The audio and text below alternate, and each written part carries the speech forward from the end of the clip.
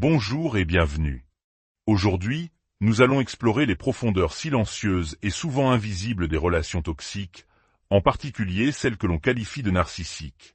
Imaginez un instant vivre une vie en sourdine, comme un film dont on aurait retiré la musique. Les gestes sont là, les actions s'enchaînent. Faire les courses, écouter des conversations banales où personne ne s'intéresse réellement à vous, mais l'émotion, la connexion, la substance ont disparu. C'est une existence en état de légère dissociation, où l'on se sent devenir un simple exécutant de tâches, un fantôme dans sa propre vie. L'une des conséquences les plus dévastatrices d'une relation avec une personnalité narcissique est ce sentiment insidieux que, puisque nous faisons partie du problème, nous sommes le problème. C'est pourquoi tant de personnes issues de familles, de couples, ou même de groupes d'amis ou de milieux professionnels structurés par une dynamique narcissique finissent par se demander si elles ne sont pas elles-mêmes narcissiques. La vérité est que nous nous assimilons à ces systèmes. Nous nous y adaptons, nous faisons des compromis inconfortables, nous adoptons des schémas de pensée et de comportements malsains pour survivre.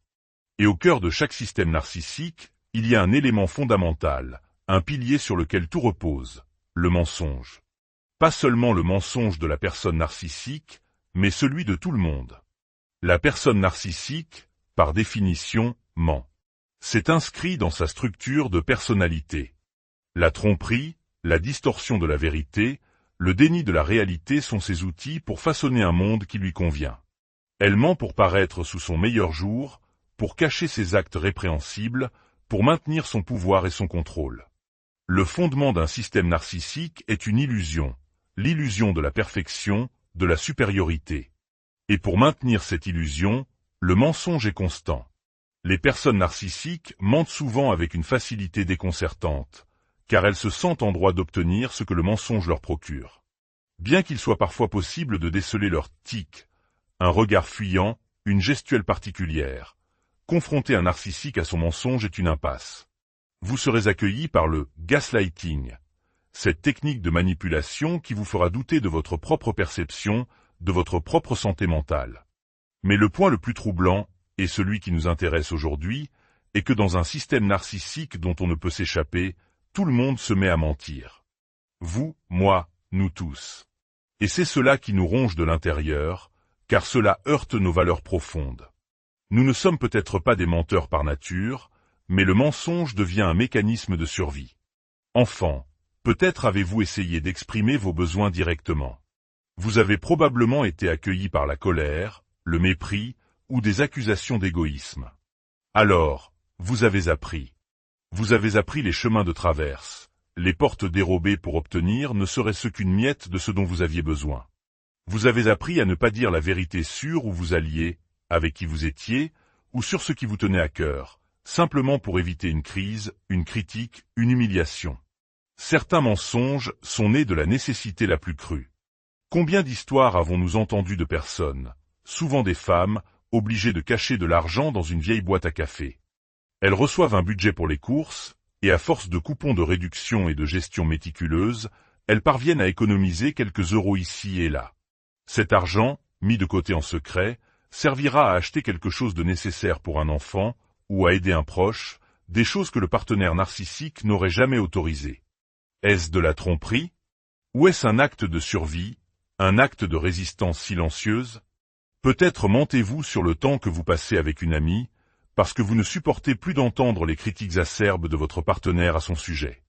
Peut-être inventez-vous un déplacement professionnel pour pouvoir rendre visite à un membre de votre famille en difficulté, sachant que la vérité provoquerait une fureur. Ces mensonges ne procurent aucun plaisir. Ils sont le prix à payer pour un semblant de paix, pour éviter une énième dispute épuisante. Et tristement, en protégeant la relation de ces conflits, ces petits mensonges permettent souvent au système de perdurer, tout en nous chargeant d'un poids immense de culpabilité. Nous commençons à nous voir comme la mauvaise personne.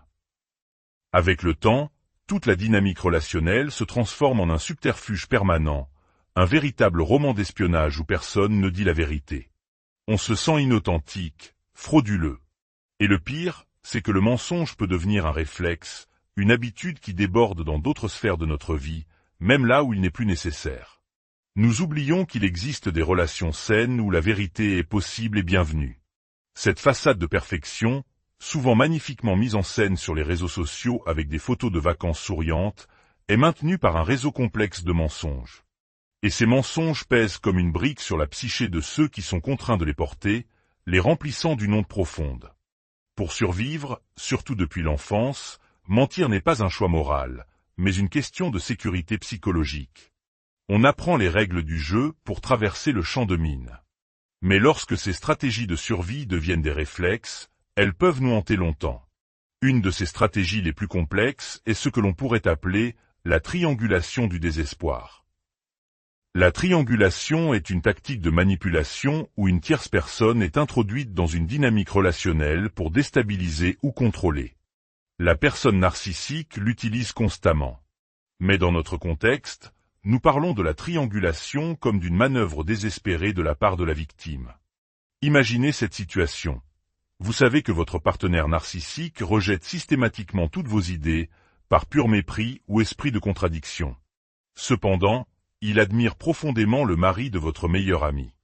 Vous avez désespérément besoin que votre partenaire accepte quelque chose d'important, un déménagement, une décision financière, n'importe quoi.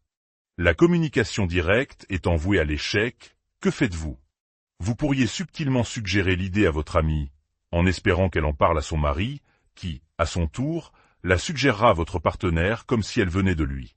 Et là, comme par magie, l'idée devient brillante. Cela peut sembler tordu, et ça l'est. C'est épuisant, c'est manipulateur, et cela vous donne l'impression d'être aussi mauvais que la personne qui vous opprime. Mais, comme le vol de nourriture pour un affamé, c'est un acte dicté par la nécessité. Ce n'est pas qui vous êtes, c'est ce que vous devez faire pour obtenir un besoin fondamental dans un système qui vous refuse toute voie directe. Cette triangulation du désespoir, cependant, ne fonctionne que rarement et sous certaines conditions. Il faut avoir une personne que le narcissique écoute, il faut avoir accès à cette personne, et il faut que votre idée soit suffisamment plausible pour qu'elle l'adopte. C'est une stratégie fragile, réservée aux situations les plus critiques. L'accumulation de ces expériences, les mensonges, les manipulations pour survivre, a une conséquence terrible. Elle détruit notre rapport à la communication. Tous les livres sur les relations saines, tous les thérapeutes, vous le diront, la communication est la clé. Mais cette règle ne s'applique pas dans un monde narcissique. Tenter de communiquer sainement avec une personne narcissique, c'est comme essayer d'éteindre un incendie avec de l'essence. Vos mots seront tordus, utilisés contre vous. Votre vulnérabilité sera exploitée. Alors, nous apprenons à ne pas communiquer. Nous ne partageons plus nos sentiments. Nous devenons vagues pour ne pas donner de munitions. Nous utilisons la technique de la pierre grise, devenant aussi ennuyeux et sans réaction qu'un caillou pour que le narcissique perde tout intérêt. Nous apprenons à décoder des salades de mots pour y trouver une information utile. En somme, nous sommes coupés de toute forme de communication saine. Et lorsque nous sortons de ces relations, nous sommes abîmés. Certains parlent sans cesse, affamés d'être enfin entendus. D'autres sont devenus si inhibés qu'ils peinent à formuler une phrase. Nous pouvons nous sentir maladroits socialement, comme si nous devions réapprendre une langue oubliée.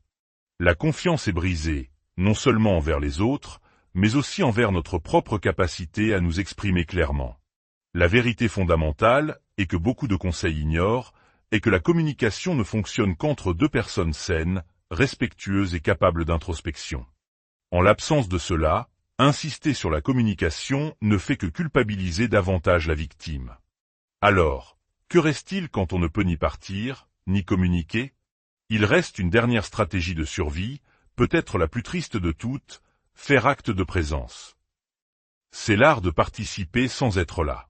Vous continuez à jouer votre rôle, poussé par le devoir, les obligations, la culpabilité ou des raisons pratiques comme les finances ou les enfants.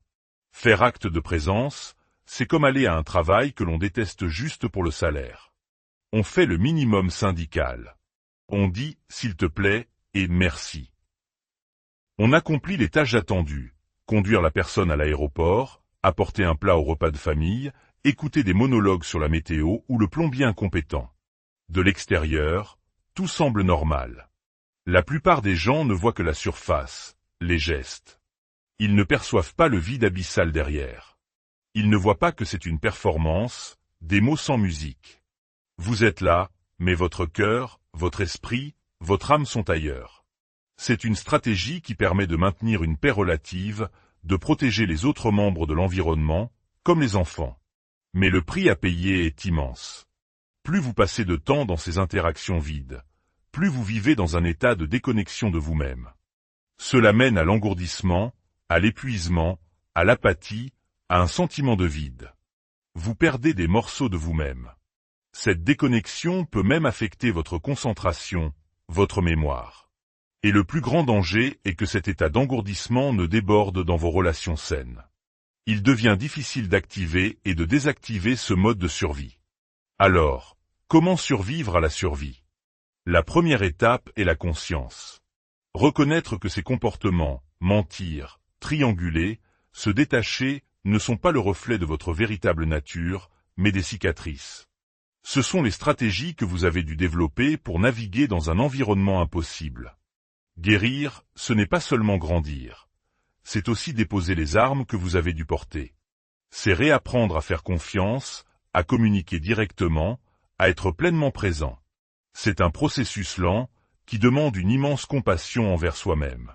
Si vous vous reconnaissez dans cette description, sachez que vous n'êtes pas seul, et vous n'êtes pas la mauvaise personne. Vous êtes un survivant. Faire acte de présence n'est pas un échec, c'est une stratégie. Mais il est crucial de cultiver des espaces de vie où vous n'avez pas à le faire. Des relations où vous pouvez être vous-même, où la musique n'a pas été coupée. Car c'est dans ces espaces que vous vous retrouverez et que vous pourrez, petit à petit, reconstruire